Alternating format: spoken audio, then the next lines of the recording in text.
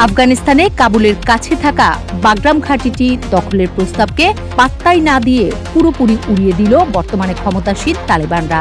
তাদের সাফ কথা, আফগানিস্তানে যুক্তরাষ্ট্রের কোনো সামরিক উপস্থিতি থাকতে পারবে না। আর পাত্তা দেবেই বা কেন? যুক্তরাষ্ট্র আফগান ছেড়ে যাওয়ার পর থেকে যেভাবে তরতর করে এগিয়ে যাচ্ছে আফগানিস্তানের অর্থনীতি, তাতে ট্রাম্পের এই দাবি গ্রাহ্য করার কোনো কারণই নেই বলে মনে করছেন বিশ্লেষকরা। গেল বৃহস্পতিবার লন্ডন সফর চলাকালে অনেকটা হুট করে বাগরাম ঘাঁটি আবার নিজেদের নিয়ন্ত্রণে নেয়ার ইচ্ছার কথা জানালেন ট্রাম্প। তার এহেন বিস্ফোরক মন্তব্যের কারণও জানালেন নিজেই। তার ভাষ্যমতে চীন যেখানে নিজেদের পরমাণু অস্ত্র তৈরি করে, সেখান থেকে বাগরামের দূরত্ব মাত্র 1 ঘন্টা। আর এই কারণেই তারা এই ঘাঁটি দখল করতে চায়। অথচ 2020 সালে আফগানিস্তান থেকে সব মার্কিন সেনা প্রত্যাহারের কথা প্রথমবার তালেবানদের সঙ্গে নাকি গোপনে চুক্তি করেছিলেন ট্রাম্প নিজেই। প্রথমবার ক্ষমতায় আসার শেষ দিকে একথা গণমাধ্যমে চাউর হয়। এরপর ক্ষমতায় আসেন বাইডেন। তার সময়েই মার্কিন সেনাদের প্রত্যাহার করে নেওয়া হয়, যদিও সেই সময় সব সেনা সরিয়ে নেওয়া অবশ্যই একদম পছন্দ করেননি ট্রাম্প। এরপর পেরিয়ে গেছে আরও 4 বছর।